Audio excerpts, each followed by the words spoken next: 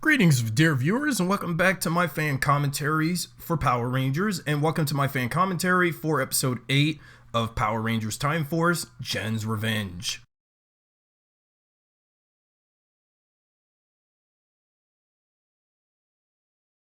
Isn't that a bit too much hair gel to be used for your hair, Lucas?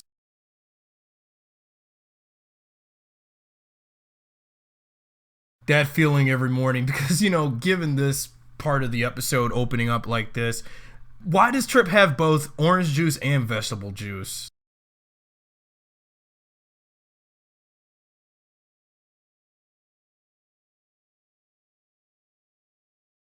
It is early in the morning because it's like what, 8 o'clock. He had the clock in his hand. 8 o'clock is early.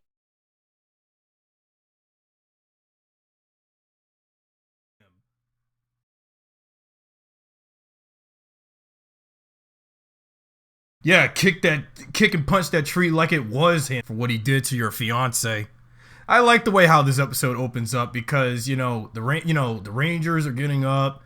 Jen is out training at the park, beating up a tree to make it pretending the tree is Rancic and hoping she would get a revenge at him because we're only many episodes away, close from the Rangers' goal of capturing him, but they have to go through all of his mutants first.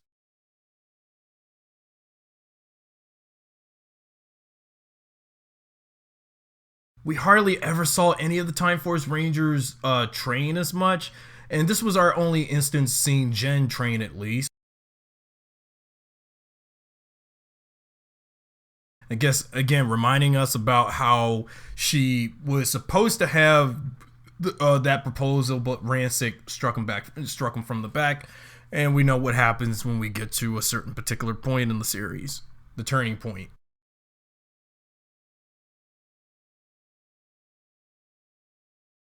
I also like the comment that this episode is based on, that episode of Time Ranger where this was very different for Yuri, Time Pink and the Sentai. Because we'll get to some comparisons of how that was done down compared to what's been done here. But we already know what goes on for the Power Rangers version where Jen still wants revenge against Rancic, but also that fat catfish monster mutant who actually was also one of the few mutants that Jen and Alex did capture, but then is set loose free by Rancic and only hoping that Fat Catfish would get his revenge against Jen. But in the Sentai version, well, we'll get to more of their comparisons when we get to that particular point. But right now at this point is the opening credits.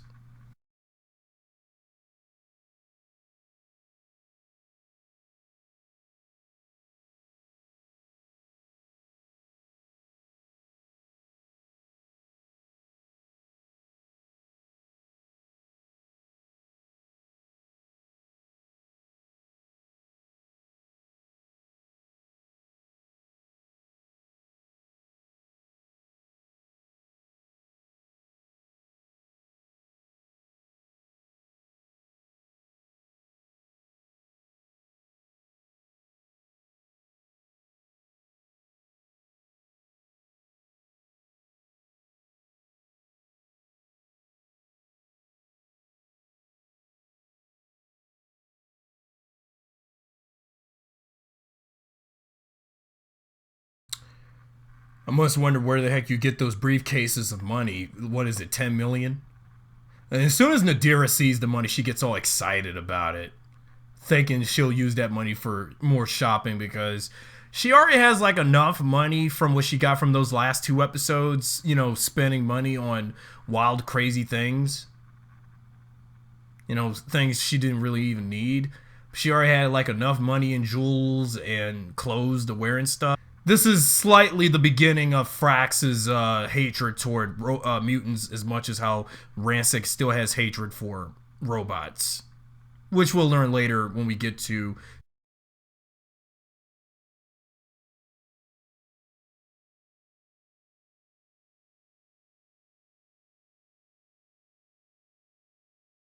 This episode is the beginning of Frax wanting, uh, you know, revenge against the mutants because how they were belittling him. Nadira tries her hardest to try to be an easy breezy, beautiful cover girl every chance she can. And then when she asks Fat Catfish to come with her for a shopping spree, but not really doing anything.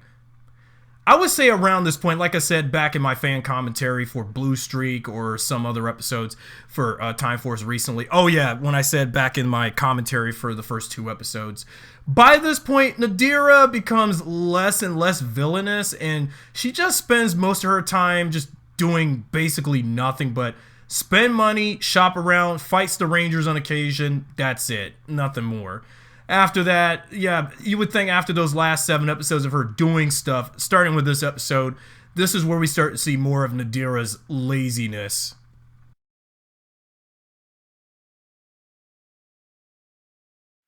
And look at Fat Catfish throwing a temper tantrum like a little kid.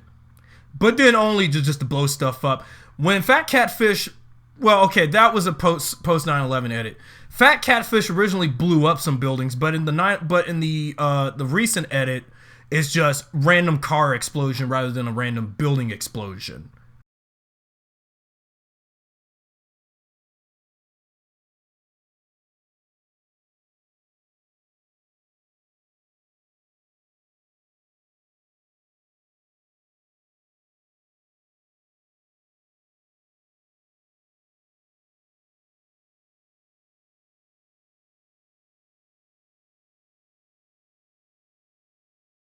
We hardly ever get black and white flashbacks for Power Rangers. That was the first.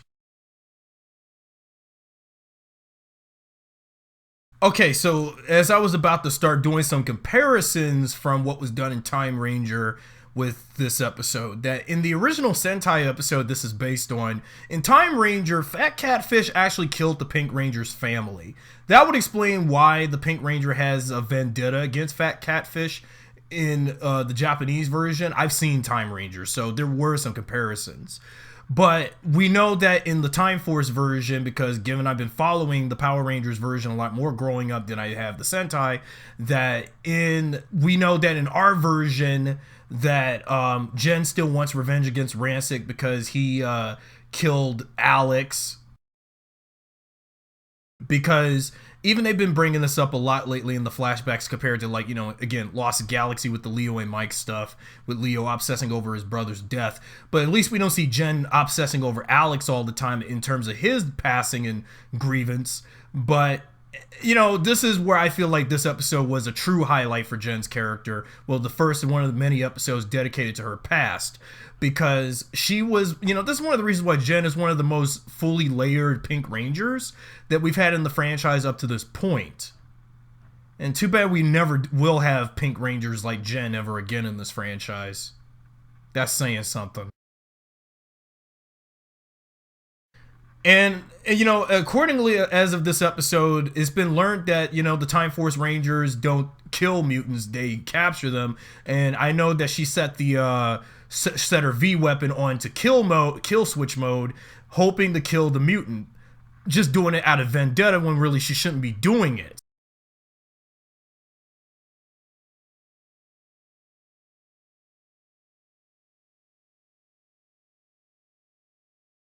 If you thought, Jen was crazy, look who's more crazier that came across you here in the alleyway. What is Frax doing with a handkerchief?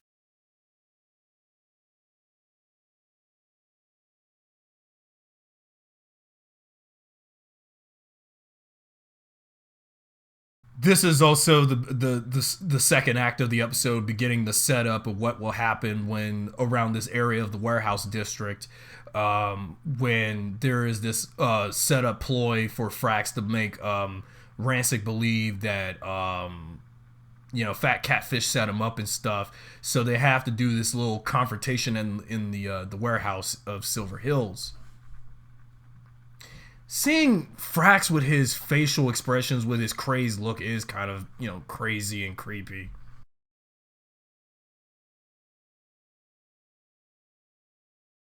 It hurts. I know. Every time you see a married couple, you wish it was you and Alex.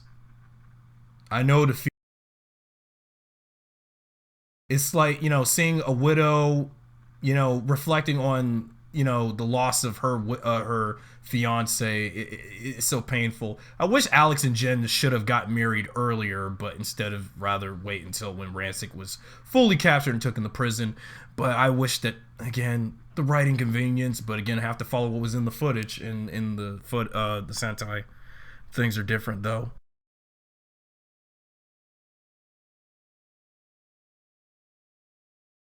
So the base of operations of the Rangers sleeping is like, the girls are on one side, the guys are on the other side. Okay. And this is this is the first time that we'll have an episode of Time Force fully take place at night, outside of that one night shot from the two-part pilot episode. And Jen is back into her Time Force uniform just for this one brief instance. She won't get that. She won't wear that uniform again until we get to fight against Fate.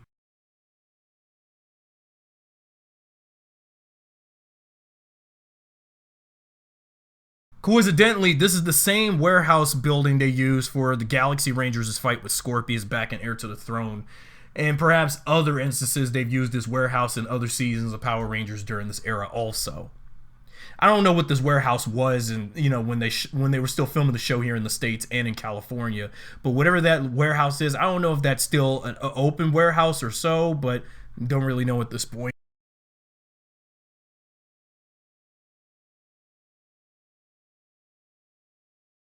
Let's just hope this doesn't end up like Heir to the Throne, but just with a Time Force Ranger, one Frax, one Rancic, a bunch of Cyclobots, and one fat catfish.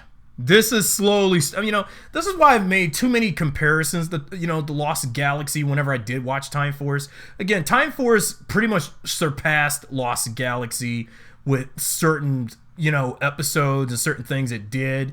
And heck, even surpassed Lightspeed Rescue, which was just only one season before this.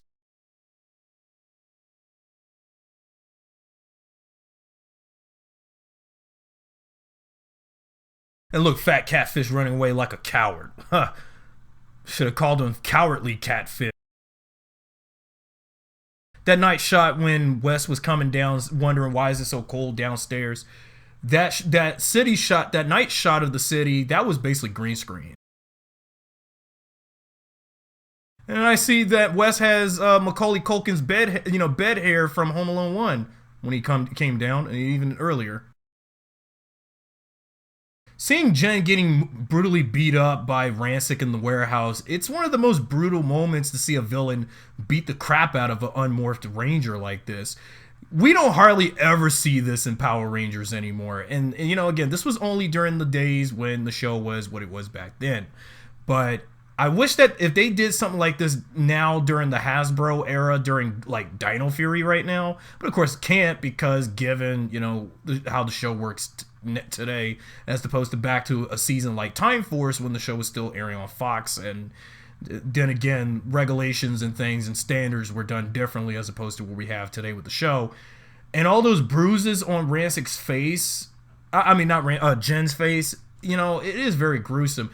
And the bruise marks are very subtle on them. And whoever the makeup artist was to make it look like the actors are injured, they did a good job with the bruise makeup work on them.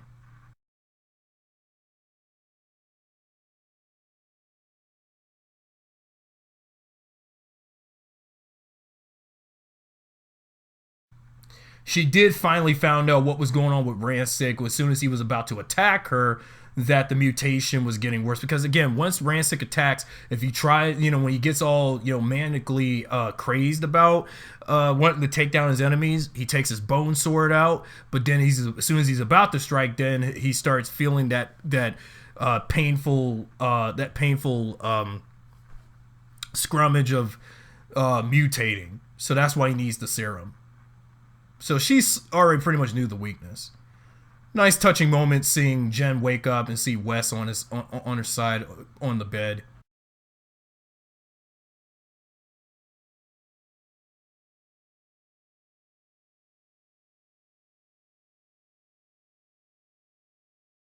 This is one of the few times one of the Rangers will take the time jet by themselves without having the whole team on it.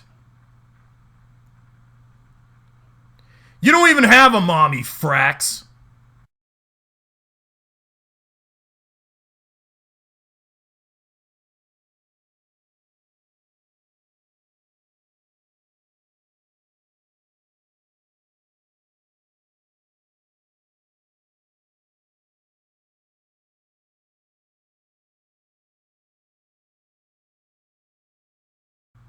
she's getting close to, using the gun to try to shoot him, but knowing this is not really right, because while I mind this being a unique kind of episode of Power Rangers where a ranger would probably take matters in their own hands to destroy a monster, or kill a monster in an adult sense, but in the show the word is destroy when it comes to something ending a force of evil. But when really the thing is with Time Force is that one of the reasons why I always preferred this Ranger team as opposed to others is that this is one of the many Ranger teams when they take down monsters or attack monsters or defeat them, they don't kill monsters, rather capture the monster and bring that monster to justice. Whereas most Rangers, when they fight a monster of the week, those monsters are just end of story, destroyed, and then they move on with the next monster a villain would bring up to attack them.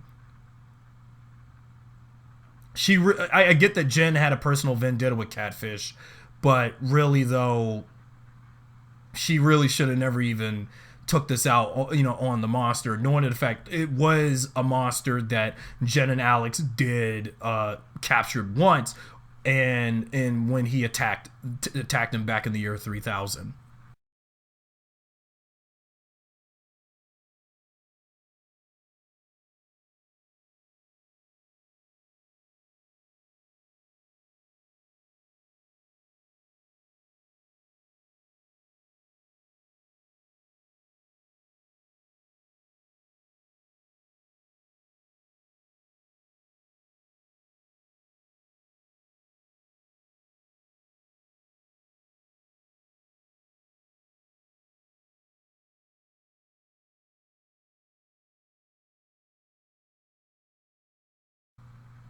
I like that before they go into the Megazord, they use Jet Mode, because Jet Mode for the Time Force Megazord is hardly ever used a lot much. On occasion, yeah, they will use it, but most times they won't. And the way how they use this footage with the Time Jets doing this, well, of course, it's the setup Jet Mode. It made me think they were doing Mode Blue before going to the Mode Red like they've done before.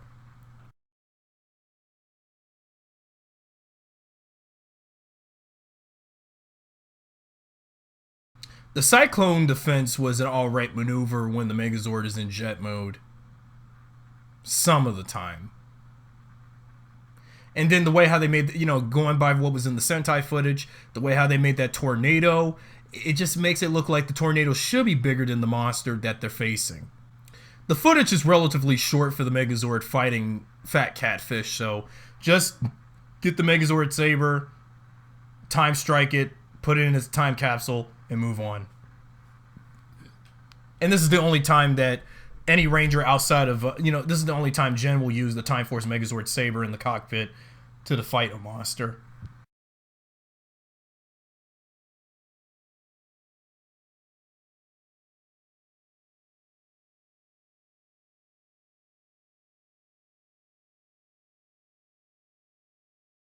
Well, your vendetta is over, but there will be more yet to come. You see, moments with Wes and Jen like this. This is one of the reasons their relationship was the strength of the show. And then as soon as we get to the clock tower, then we see Katie and Trip make fun of them. The contradicting line with them saying that one more mutant and then we'll get the Rancic, but no, we're way more far from that at this point. There's too many mutants out there left to, to capture until they get to Rancic, so we're a long way ahead. We also have to go through all of the X-Volt mutants that Frax will unleash on the Rangers. Well, some of those X-Volt mutants some of them be robot mutants, X-Volt robots, but we'll get there when we get there.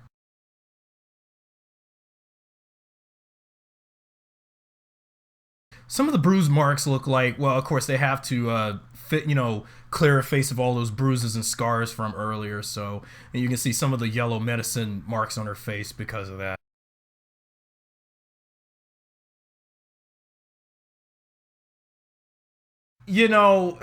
This is really like embarrassing. It is kind of funny and embarrassing to see these two make fun of them being in a relationship, because again, Katie, Trip, and Lucas don't really have much to fare in the show in terms of character development. I wish they did though, but sadly they don't. So yeah, that was Time Force Trader. I mean, Jen's Revenge. The next fan commentary is that episode. Excuse me.